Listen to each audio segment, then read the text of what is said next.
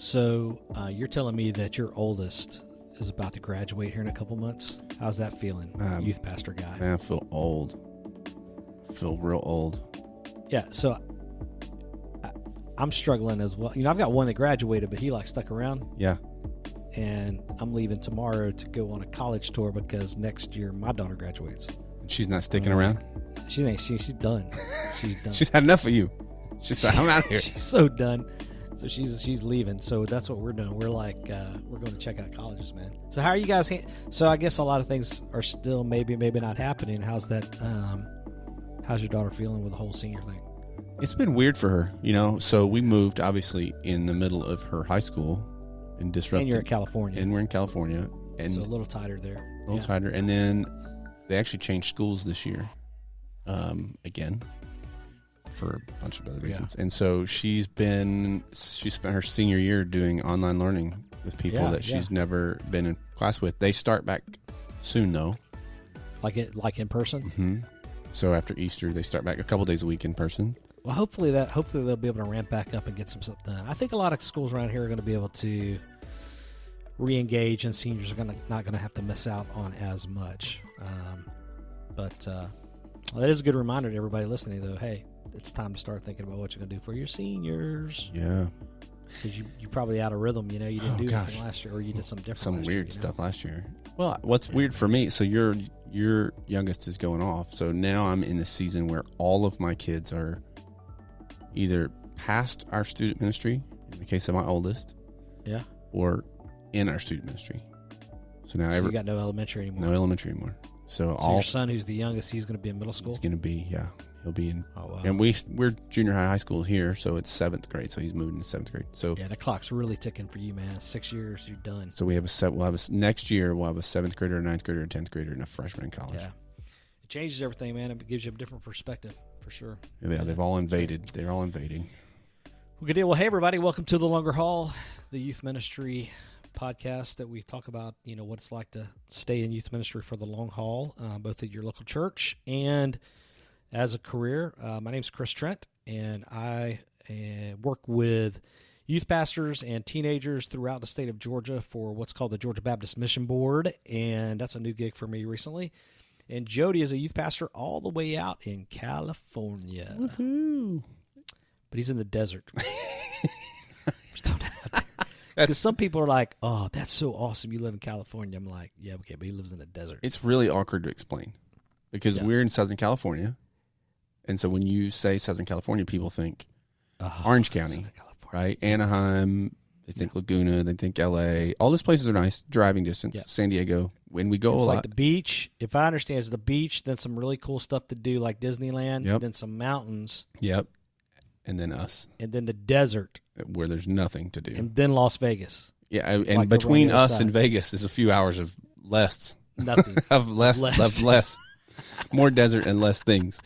And so when we lived, this is funny, when we lived in on the East Coast, particularly when we lived in North Carolina, when I was in school, we lived in Raleigh for a while. We would go to Wilmington, North Carolina. And in Wilmington, North Carolina, that's where Interstate 40 ends.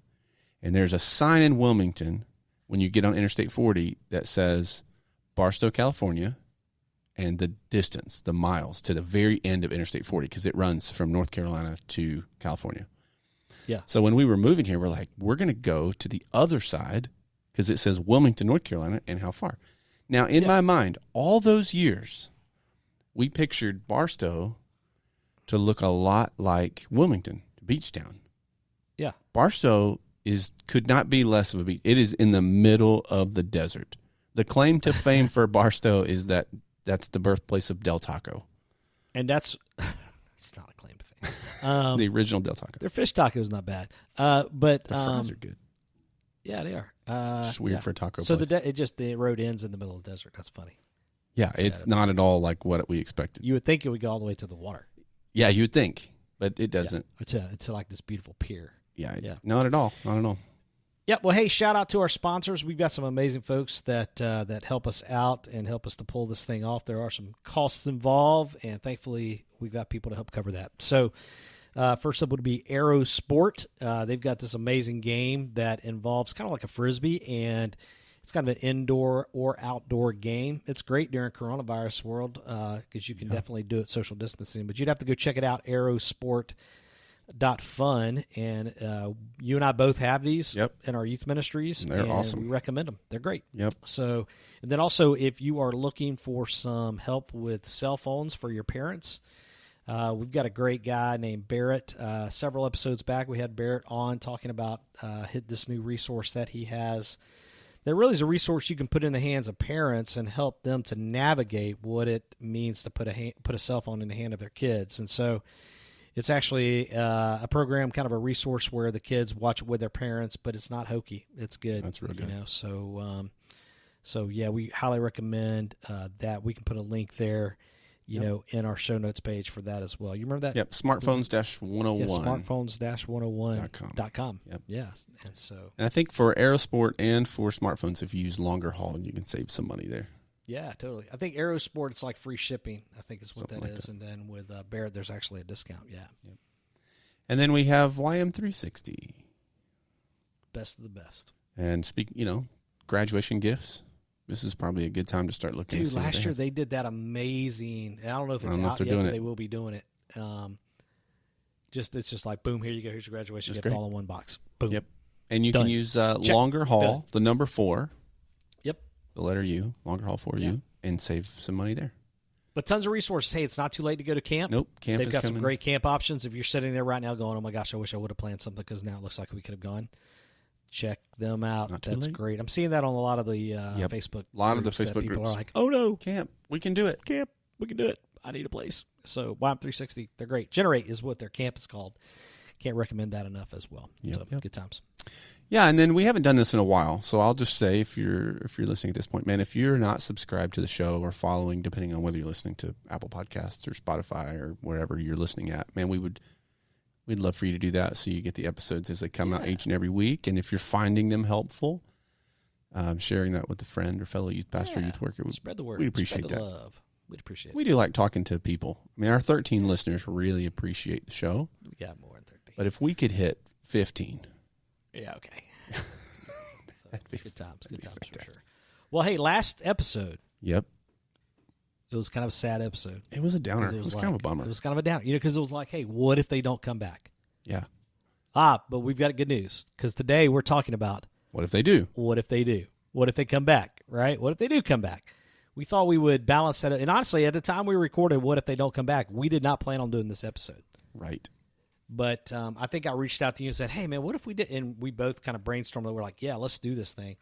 And we've just got some ideas here that we want to share on what if they do come back. What do we need to be prepared for? How do we need to be thinking along those lines?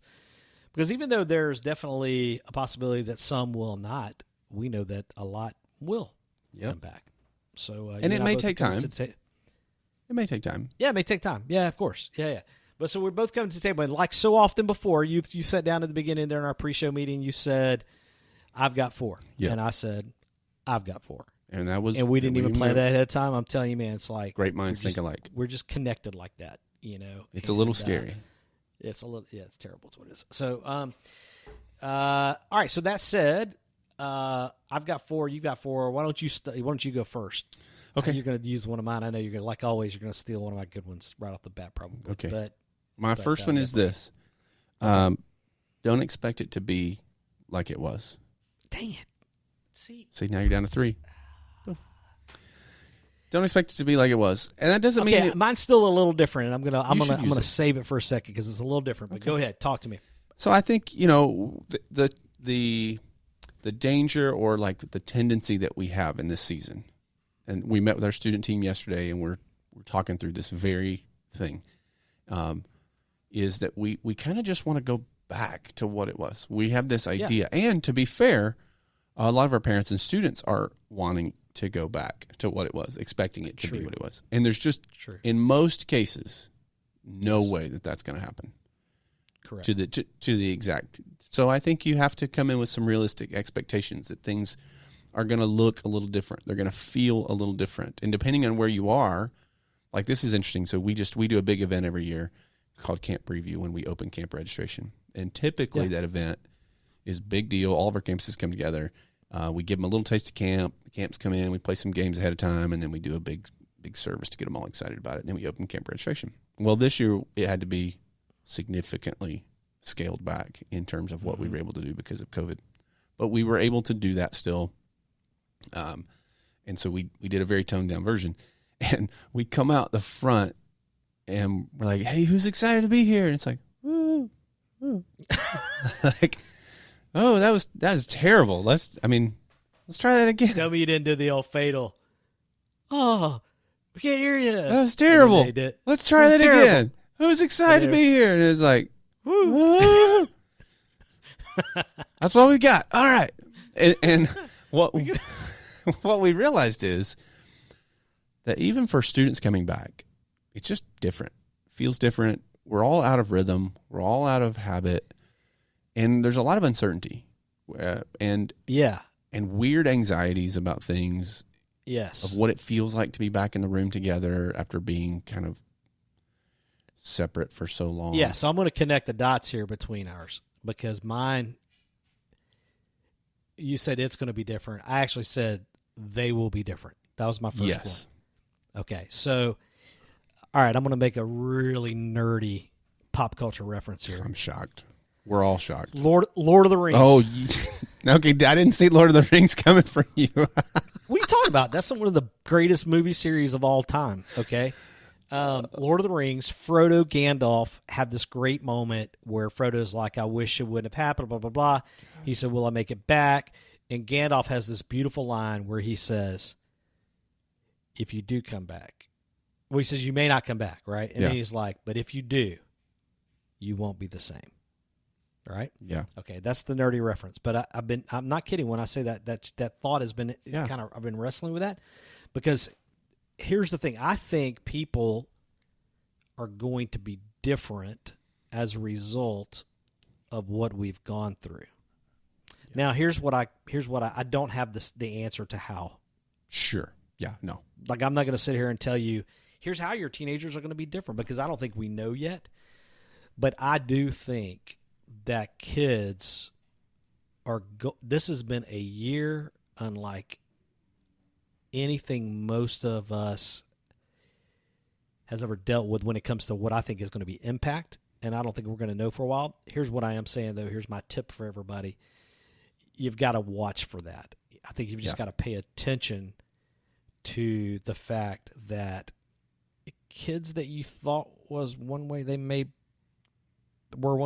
be different now. Yeah. You know, I think they're going to be different. I think people are going to be different. Yeah. Again, how? I don't know. I mean, I've got some ideas, you know, and some of that's going to be coming out here the rest of this thing. Like, what if they do come back? I think, and honestly, it's a little bit like what you said. I think there are moments where maybe what worked before may not work the same. You know, like where you said, you know, you stood up and in the past, everybody's like, woo, yeah, we're so excited because we're talking about camp. Now they're like, yeah, we don't. Yeah, and you know what was weird about that is, I mean, we're obviously having to do a lot of different things here in terms of capacity limits and all that stuff.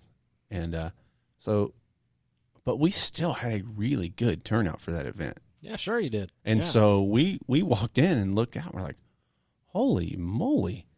Like, but you also, tell me, but here's the thing, but you also entered that event, tell me if I'm wrong. Yeah. This is what I'm thinking, with no momentum from any other events that you've been doing. Correct. This is the first big one. So when you say, hey, what's up, everybody? I mean, we've been meeting in person now where we are for a little bit. Outdoors for a lot of the year, and then we've moved recently, finally been able to move indoors with a incredibly reduced capacity. But this was the first, normal kind of rhythm thing we do. And, it was weird. So let's dig a little more on this because I've got this thing kind of bouncing around my mind. Is this another Lord of the Rings thing? Because I am. No. What do we do? What do we do with this, though? And how do we discover how they're different? And I think part of that is we're going to have to make sure we're having authentic conversations with teenagers during these days. Yeah. And making sure that now, I don't think we can do the old, like, every time they're together, oh, how you feeling? You know, how you feeling? Yeah. You know, but I think we've just got to pay attention to And when things catch us off guard and they're different, maybe not in a big, man, something's wrong with you way, but in a way where it's just like, hey, I'm curious, kind of, why did that land differently than it has in the past? Yeah. You know, like what am I missing there? And just see what kids are feeling. Because I think what we may think is important, it's not important. They may feel is not. I mean, who knows? Yeah. So, well, I think what's interesting too is in a pre-COVID reality, putting a ton of students in a room was exciting. There's momentum around that. Yeah. After a year of being isolated, now putting a bunch of kids in a room causes a lot of anxiety and anxiousness among our students. So what generated for many excitement before now is like unsettling. Yeah. And especially as the night went on, you could kind of feel the room settling in a little, like, oh, okay, we're okay here. But that initial, like, off the front, it caught us by surprise. Yeah, no doubt, man. Because we were sitting there thinking, one, we weren't sure if anybody was going to show up. We were literally at the last episode, what if no one comes? And then when they did come, we're like, wow, they really came. This is going to be awesome. And then we get up there and we're like, boom, boom, dum, dum, da, dum. Yeah. So okay, so we'll say that was 1 and 1.5. Okay. Yeah, I'll count that. Or just you want to go? You should go next, so I don't steal another one. I got next because you don't steal another because you're gonna steal all mine. I have a feeling. Here's what I had number 2. This might be number 1 in all actuality for me, but number 2 for me was they will be hungry for spiritual growth. Ooh, now that's good. I struggled with getting the words right on this and what I mean. But what I mean, here's what I'm thinking. I'm thinking you're going to have a group of teenagers, some that have responded to all of this. They may have actually grown more than they ever have because they've learned to eat on their own. Mm-hmm. But I think you're going to have a whole lot that have literally pushed pause for a long time. Yeah. And I think what you may have and where there's might be an opportunity is you will have some students that are ready to respond and actually dig into the Word and experience some spiritual growth. You know? Yeah. And so I guess what I'm probably saying there is we need to be careful about, once we do get back together, we need to be careful about not wasting that time. Yes. That's good. But make sure that we're really preparing some meat, for lack of a better way to say it, some good stuff there. I don't know. What do you think? No, I think so. I think we've seen that already. Those that have come back are coming back because they want to be there. Yeah. They're ready. I mean, they're purposeful in being there. They're not just... Yeah, totally. I thought, well, they've been doing nothing for a year. They'll come just because they want to get out of the house. But that's not what we're seeing. Mm-hmm. The kids that are actually showing up are here because they want to be here. And the parents want them to be here. Yeah. So that's good. Man. That's good. Yep. What you got? Okay, my next one is be ready for parents. Be ready for parents. I don't have that one. So here's what I mean by that. And I'm speaking as a parent to some degree as well. But even I hadn't thought about this until we started talking. But even going back to that same event, that camp preview event I was talking about. Mm-hmm. What we're seeing and finding is that parents are, in the last year, parents have recognized, and they have had, maybe recognized is not the right word. They've been forced into a position that they would not have chosen otherwise. In terms of they've been pseudo homeschooling their kids. They've been having dinner with their kids more often, even if it's takeout. They have spent more time with their kids this last year. And so where I think for so long we had almost like this soccer practice thing where parents were dropping their kids off and leaving. There is an openness that we're finding in parents right now and an involvement in parents that we had not necessarily seen before. Now, this isn't like a massive tidal wave of parental involvement, but it does seem to be more natural in this season for parents to want to know what's going on, be a little more involved, be a little more present than they had before. Now, will that last? I don't know. But I think if we're expecting and at least ready and mindful of that, it could help us in that terms. That event specifically in the past has largely been absent of parents because we do a parent meeting later. It was more the focus of it was more to get students there, get them excited about camp. But this year, we had a lot of parents who came. And they're always welcome. Like we always tell them, of course, you're welcome. We want you to be here. But this year, for whatever reason, there were a lot of parents who were present. And some of it's probably like, what can we do in camp? It's COVID. What is camp going to look like? Yeah, totally. Right? So, but even in that wouldn't have happened before. I mean, COVID is a real concern for many. But camp is always a little bit of like, what's going to happen at camp? And parents before were just like... But it's still an opportunity, though. Go. I mean, there's still an opportunity there, and there's still a leadership moment of you need to be prepared to leverage that to your and you're good, And so what I would say is like if you have been leading where you are and you've been trying to find ways to engage parents or a time to kind of up your parent engagement, which we've talked about a lot on this show, the need for parents' involvement and how you partner with parents. Now may be the time you've been waiting for, and it not be like you're forcing it, because I think parents are now in a season where they're recognizing their need to be more involved, or at least they have established more of a rhythm of being involved. Well, they're different too. Yes. Yeah. Oh, yeah. And there's probably been a little bit of a rethinking on their part as well. I mean, they're thinking differently. They're experiencing things differently. So, yeah. I mean, yeah, dude. I think that's good. Yeah, and honestly, that one, I'm excited about that. Yeah. I'm excited about that because I think we've been in that season of like, okay, how do we move forward and engage and come alongside parents more effectively? And even to see them, like we were even talking about that event. Well, man, what if next year we just reserved a section that's the parent section? We give them snacks, and how do we carry that momentum? I like it. Beautiful.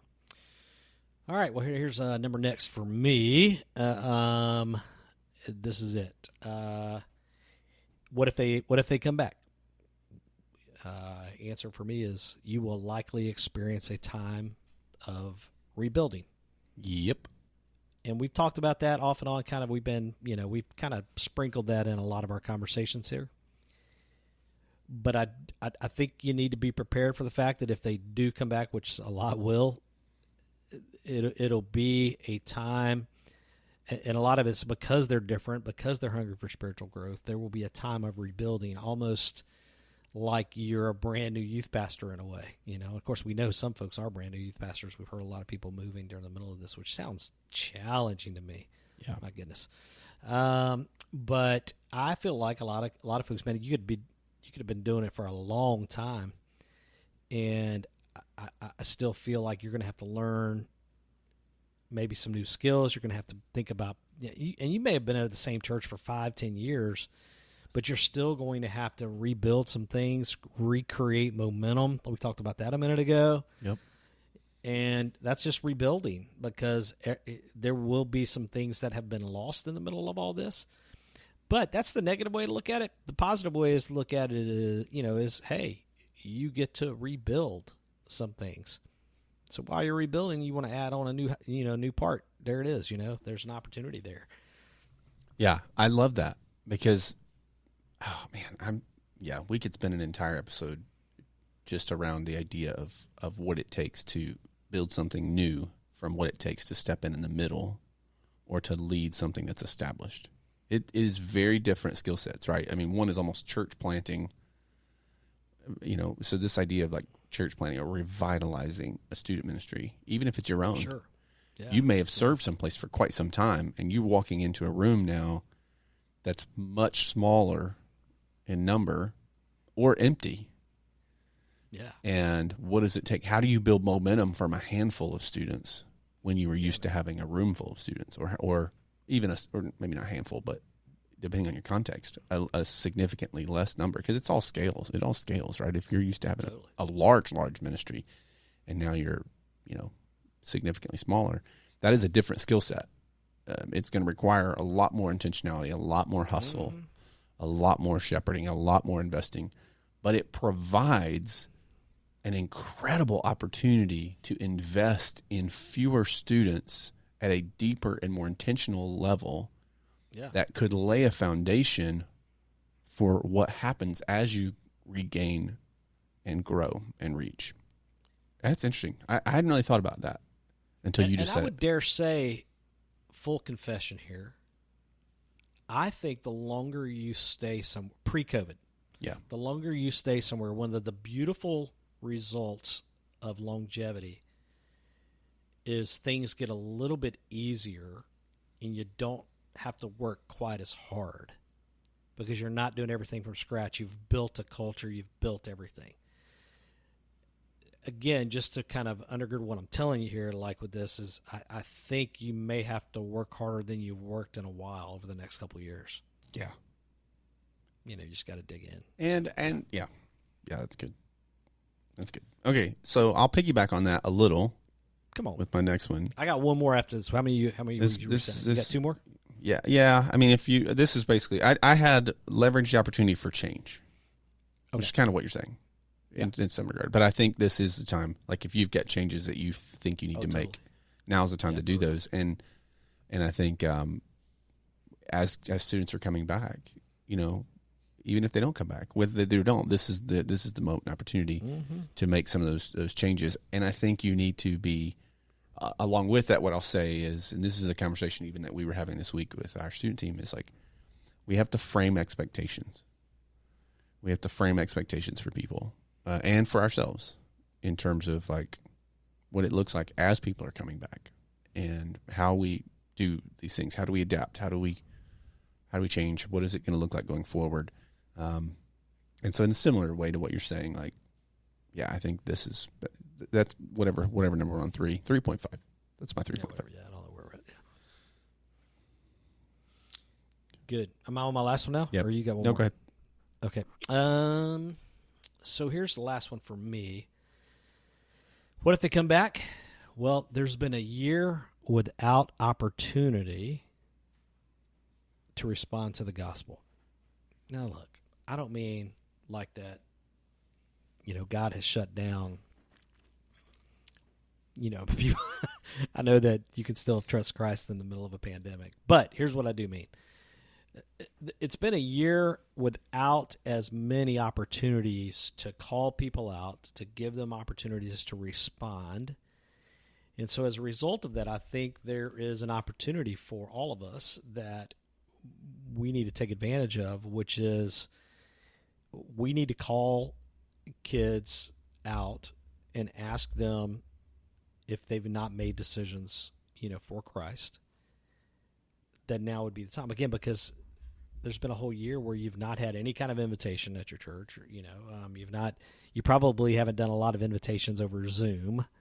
The gatherings that you have done have been kind of minor type gatherings. You've been real sensitive about movement and people moving around and all that.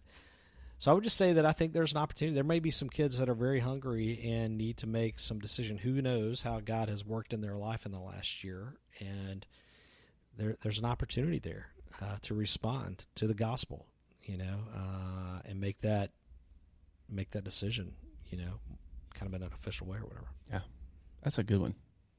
You ended well. I was worried there for a minute, but you really finished out. I mean, that Lord of the Rings thing threw me off the front. Dude, that was gold. I wasn't sure where you were going to go from Lord of the Rings. Gold. But you don't like Lord of the Rings? Yeah, no, I love it. It's just not something that doesn't show up often here, ever. Has never shown up. I don't think you've ever quoted Lord of the Rings on the show. Well, there's a lot of Disney references. There's a lot of magic references. I've probably quoted Nacho Libre a few times. There's a lot of Lord of the Rings references I could come up with because I love that show. Yeah, but don't do that. That's a different podcast. Yeah, okay. No, but in all seriousness, I think that is something that we may not be as mindful of. Sure. Right? Because I just think there's been a void there for kids. That's all I'm saying. Like, there's just been a void. Well, and I think our tendency, I'm even thinking of my own self right now, is and we were talking just before we started recording, like for a year now, we've made decisions that felt very temporary. My dryer's done. I don't know if you heard that or not. Go get your clothes. Did you hear that? Go fold your laundry. We I totally do record this from our living room, so that's not from our home. Well, you're at your office today. am today because my kids are all home still. Sorry, I interrupt you. Go. That's all right.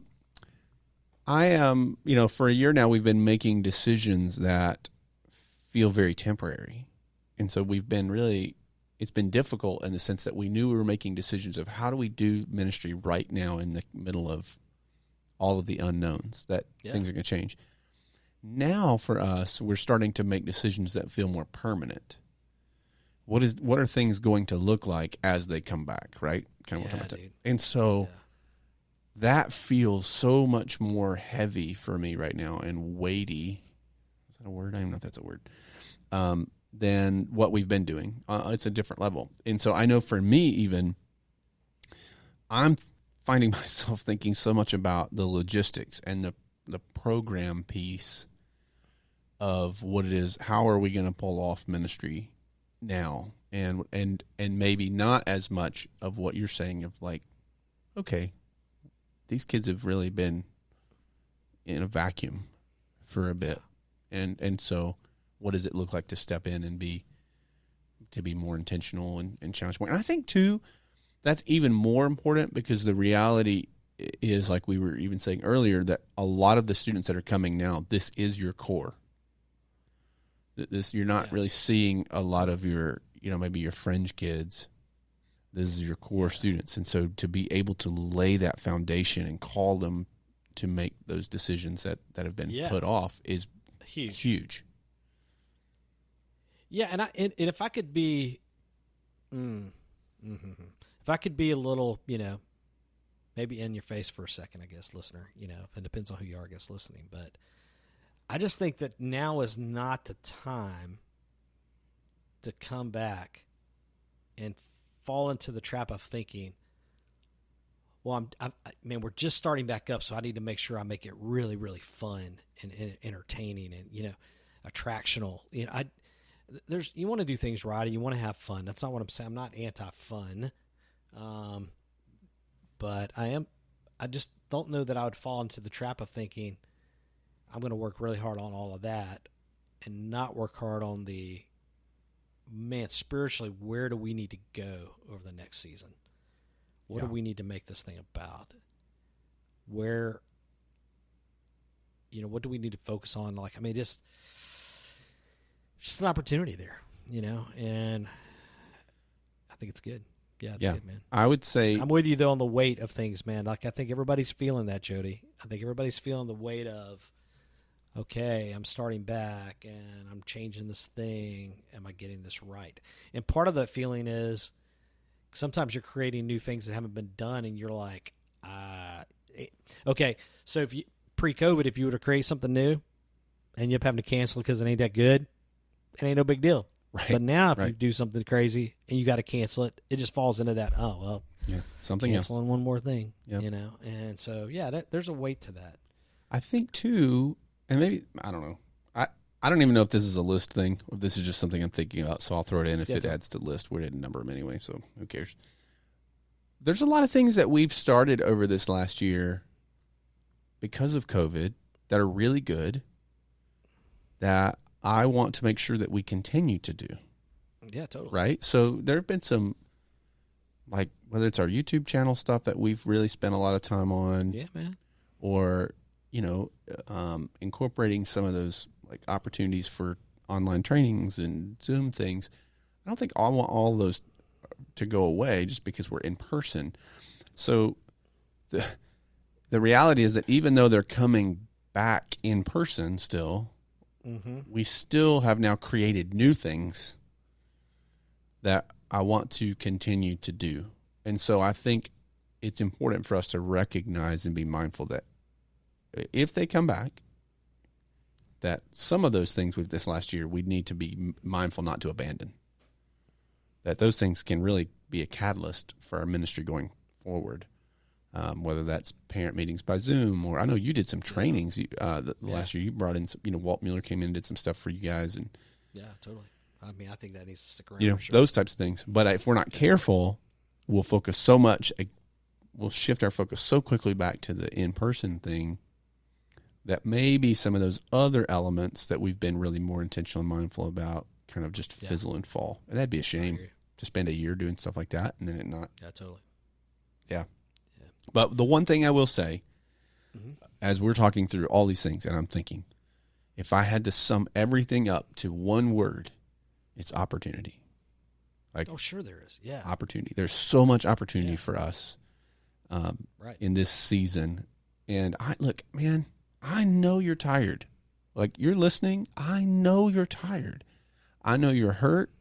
You've had more painful, uncomfortable, awkward, frustrating conversations with parents and families and church members and fellow staff members and leaders.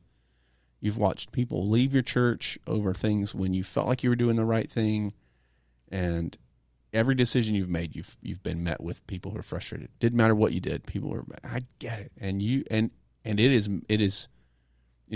the end of the semester, right? End of the school year. We're coming up on the end of the school year, and so it's normal to be tired this time of year in student ministry because you've been running, and you're coming in even more tired because of the last year. And man, what I want to say to you is don't give up. Like, don't give up. Don't allow yourself to burn out in this moment and fizzle out and feed in to the frustration. Find some folks to encourage you.